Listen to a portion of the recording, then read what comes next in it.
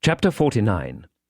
Putting Miss Havisham's note in my pocket, that it might serve as my credentials for so soon reappearing at Satis House, in case her waywardness should lead her to express any surprise at seeing me, I went down again by the coach next day.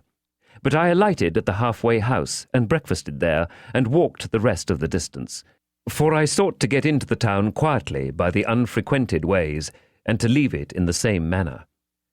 The best light of the day was gone when I passed along the quiet echoing courts behind the High Street, the nooks of ruin where the old monks had once had their refectories and gardens, and where the strong walls were now pressed into the surface of humble sheds and stables, were almost as silent as the old monks in their graves. The cathedral chimes had at once a sadder and a more remote sound to me, as I hurried on, avoiding observation, than they had ever had before. So the swell of the old organ was borne to my ears like funeral music, and the rooks, as they hovered about the grey tower and swung in the bare high trees of the priory garden, seemed to call to me that the place was changed, and that Estella was gone out of it for ever. An elderly woman whom I had seen before as one of the servants who lived in the supplementary house across the back courtyard opened the gate. The lighted candles stood in the dark passage within as of old, and I took it up and ascended the staircase alone.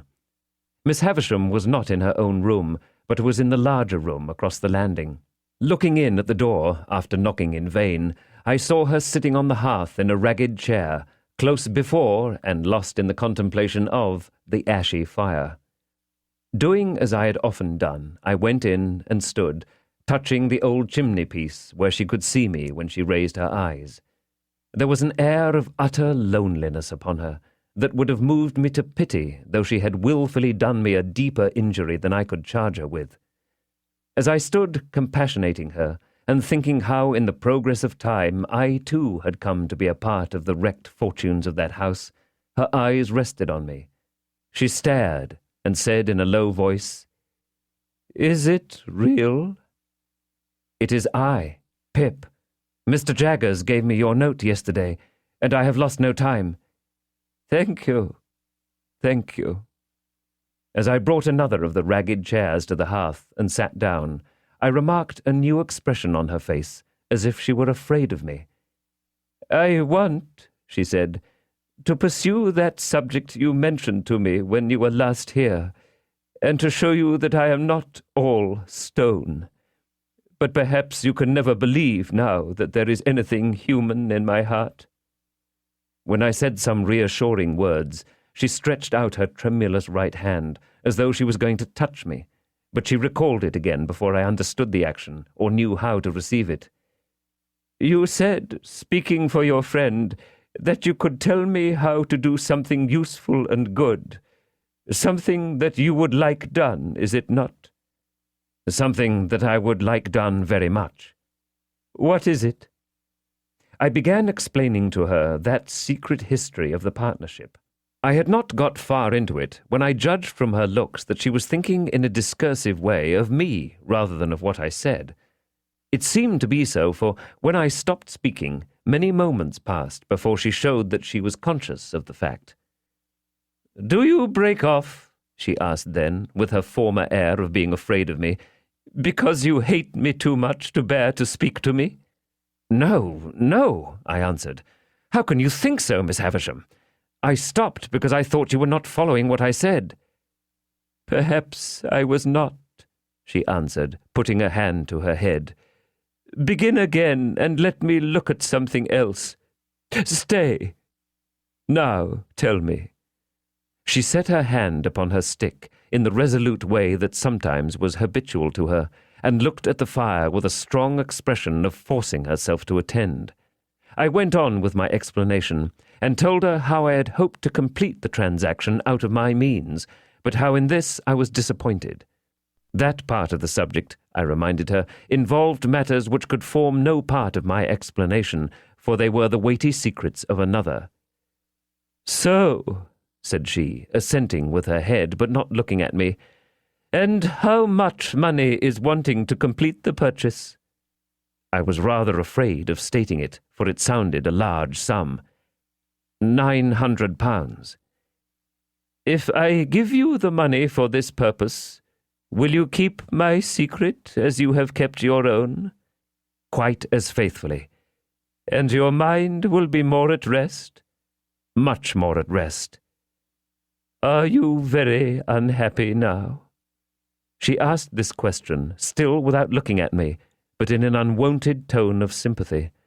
I could not reply at the moment, for my voice failed me. She put her left arm across the head of her stick and softly laid her forehead on it. I am far from happy, Miss Havisham, but I have other causes of disquiet than any you know of. They are the secrets I have mentioned. After a little while she raised her head and looked at the fire again. It is noble in you to tell me that you have other causes of unhappiness. Is it true? Too true. Can I only serve you, Pip, by serving your friend? Regarding that as done, is there nothing I can do for you yourself? Nothing. I thank you for the question. I thank you even more for the tone of the question, but there is nothing. She presently rose from her seat and looked about the blighted room for the means of writing. There were none there, and she took from her pocket a yellow set of ivory tablets mounted in tarnished gold, and wrote upon them with a pencil in a case of tarnished gold that hung from her neck. You are still on friendly terms with Mr. Jaggers? Quite. I dined with him yesterday. This is an authority to him to pay you that money, to lay out at your irresponsible discretion for your friend. I keep no money here, but if you would rather Mr. Jaggers knew nothing of the matter, I will send it to you. Thank you, Miss Havisham. I have not the least objection to receiving it from him. She read me what she had written, and it was direct and clear, and evidently intended to absolve me from any suspicion of profiting by the receipt of the money. I took the tablets from her hand, and it trembled again, and it trembled more as she took off the chain to which the pencil was attached, and put it in mine. All this she did without looking at me. My name is on the first leaf. If you can ever write under my name, I forgive her, though ever so long after my broken heart is dust. Pray do it. Oh, Miss Havisham, said I can do it now. There have been sore mistakes, and my life has been a blind and thankless one, and I want forgiveness and direction far too much to be bitter with you. She turned her face to me for the first time since she had averted it, and, to my amazement, I may even add to my terror, dropped on her knees at my feet, with her folded hands raised to me in the manner in which, when her poor heart was young and fresh and whole, they must often have been raised to heaven from her mother's side. To see her with her white hair and her worn face kneeling at my feet gave me a shock through all my frame. I entreated her to rise and got my arms about her to help her up, but she only pressed that hand of mine which was nearest to her grasp and hung her head over it and wept. I had never seen her shed a tear before, and, in the hope that the relief might do her good, I bent over her without speaking.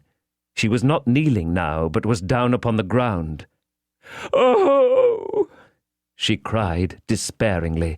"What have I done? What have I done?"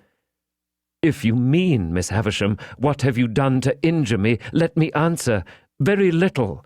I should have loved her under any circumstances. Is she married?" "Yes." It was a needless question, for a new desolation in the desolate house had told me so. "What have I done? What have I done?" She wrung her hands and crushed her white hair, and returned to this cry over and over again. "What have I done?" I knew not how to answer, or how to comfort her. That she had done a grievous thing in taking an impressionable child to mould into the form that her wild resentment, spurned affection, and wounded pride found vengeance in, I knew full well. But that in shutting out the light of day she had shut out infinitely more, that in seclusion she had secluded herself from 1,000 natural and healing influences, that her mind, brooding solitary, had grown diseased, as all minds do and must and will that reverse the appointed order of their Maker, I knew equally well. And could I look upon her without compassion, seeing her punishment in the ruin she was, in her profound unfitness for this earth on which she was placed, in the vanity of sorrow which had become a master mania, like the vanity of penitence, the vanity of remorse, the vanity of unworthiness, and other monstrous vanities that have been curses in this world? Until you spoke to her the other day, and until I saw in you a looking-glass that showed me what I once felt myself, I did not know what I had done. What have I done? What have I done? And so again, 20, 50 times over, what had she done? Miss Havisham, I said, when her cry had died away, you may dismiss me from your mind and conscience, but Estella is a different case, and if you can ever undo any scrap of what you have done amiss in keeping a part of her right nature away from her, it will be better to do that than to bemoan the past through 100 years. Yes, I know it. But, Pip, my dear—" There was an earnest womanly compassion for me in her new affection. "My dear, believe this. When she first came to me, I meant to save her from misery like my own. At first I meant no more." Well, said I hope so. "But as she grew and promised to be very beautiful, I gradually did worse, and with my praises, and with my jewels, and with my teachings, and with this figure of myself always before her, a warning to back and point my lessons, I stole her heart away and put ice in its place." Better, I could not help saying, to have left her a natural heart, even to be bruised or broken.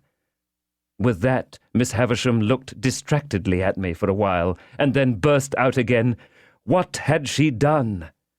"If you knew all my story," she pleaded, "you would have some compassion for me and a better understanding of me." "Miss Havisham," I answered, as delicately as I could, "I believe I may say that I do know your story, and have known it ever since I first left this neighborhood. It has inspired me with great commiseration, and I hope I understand it and its influences. Does what has passed between us give me any excuse for asking you a question relative to Estella? Not as she is, but as she was when she first came here?" She was seated on the ground, with her arms on the ragged chair and her head leaning on them. She looked full at me when I said this, and replied, "Go on." "Whose child was Estella?" She shook her head. "You don't know?" She shook her head again. "But Mr. Jaggers brought her here, or sent her here?" "Brought her here." "Will you tell me how that came about?" She answered in a low whisper and with caution, "I had been shut up in these rooms a long time. I don't know how long. You know what time the clocks keep here. When I told him that I wanted a little girl to rear and love and save from my fate. I had first seen him when I sent for him to lay this place waste for me, having read of him in the newspapers before I and the world parted. He told me that he would look about him for such an orphan child. One night he brought her here asleep, and I called her Estella." "Might I ask her age, then?" 2 or 3. She herself knows nothing but that she was left an orphan and I adopted her." So convinced I was of that woman's being her mother that I wanted no evidence to establish the fact in my own mind. But to any mind, I thought, the connection here was clear and straight. What more could I hope to do by prolonging the interview? I had succeeded on behalf of Herbert. Miss Havisham had told me all she knew of Estella. I had said and done what I could do to ease her mind. No matter with what other words we parted, we parted. Twilight was closing in when I went downstairs into the natural air. I called to the woman who had opened the gate when I entered that I would not trouble her just yet, but would walk round the place before leaving, for I had a presentiment that I should never be there again, and I felt that the dying light was suited to my last view of it. By the wilderness of casks that I had walked on long ago, and on which the rain of years had fallen since, rotting them in many places, and leaving miniature swamps and pools of water upon those that stood on end, I made my way to the ruined garden. I went all round it, round by the corner where Herbert and I had fought our battle, round by the paths where Estella and I had walked. So cold, so lonely, so dreary all. Taking the brewery on my way back, I raised the rusty latch of a little door at the garden end of it, and walked through. I was going out at the opposite door, not easy to open now, for the damp wood had started and swelled, and the hinges were yielding, and the threshold was encumbered with a growth of fungus, when I turned my head to look back. A childish association revived with wonderful force in the moment of the slight action, and I fancied that I saw Miss Havisham hanging to the beam. So strong was the impression that I stood under the beam shuddering from head to foot before I knew it was a fancy, though to be sure I was there in an instant. The mournfulness of the place and time, and the great terror of this illusion, though it was but momentary, caused me to feel an indescribable awe as I came out between the open wooden gates where I had once wrung my hair after Estella had wrung my heart. Passing on into the front courtyard, I hesitated whether to call the woman to let me out at the locked gate of which she had the key, or first to go upstairs and assure myself that Miss Havisham was as safe and well as I had left her. I took the latter course and went up. I looked into the room where I had left her, and I saw her seated in the ragged chair upon the hearth close to the fire, with her back towards me. In the moment when I was withdrawing my head to go quietly away, I saw a great flaming light spring up. In the same moment I saw her running at me, shrieking, with a whirl of fire blazing all about her, and soaring at least as many feet above her head as she was high. I had a double-caped greatcoat on, and over my arm another thick coat. That I got them off, closed with her, threw her down, and got them over her. That I dragged the great cloth from the table for the same purpose, and with it dragged down the heap of rottenness in the midst, and all the ugly things that sheltered there. That we were on the ground struggling like desperate enemies, and that the closer I covered her, the more wildly she shrieked and tried to free herself. That this occurred I knew through the result, but not through anything I felt or thought or knew I did. I knew nothing until I knew that we were on the floor by the great table, and that patches of tinder yet alight were floating in the smoky air, which a moment ago had been her faded bridal dress. Then I looked round and saw the disturbed beetles and spiders running away over the floor, and the servants coming in with breathless cries at the door. I still held her forcibly down with all my strength, like a prisoner who might escape, and I doubt if I even knew who she was, or why we had struggled, or that she had been in flames, or that the flames were out, until I saw the patches of tinder that had been her garments no longer alight, but falling in a black shower around us. She was insensible, and I was afraid to have her moved or even touched. Assistance was sent for, and I held her until it came, as if I unreasonably fancied, I think I did, that if I let her go, the fire would break out again and consume her. When I got up, on the surgeons coming to her with other aid, I was astonished to see that both my hands were burnt, for I had no knowledge of it through the sense of feeling. On examination, it was pronounced that she had received serious hurts, but that they of themselves were far from hopeless. The danger lay mainly in the nervous shock. By the surgeon's directions, her bed was carried into that room and laid upon the great table, which happened to be well suited to the dressing of her injuries. When I saw her again an hour afterwards, she lay indeed where I had seen her strike her stick, and had heard her say that she would lie one day. Though every vestige of her dress was burnt, as they told me, she still had something of her old ghastly bridal appearance, for they had covered her to the throat with white cotton wool, and as she lay with a white sheet loosely overlying that, the phantom air of something that had been and was changed was still upon her. I found, on questioning the servants, that Estella was in Paris, and I got a promise from the surgeon that he would write to her by the next post.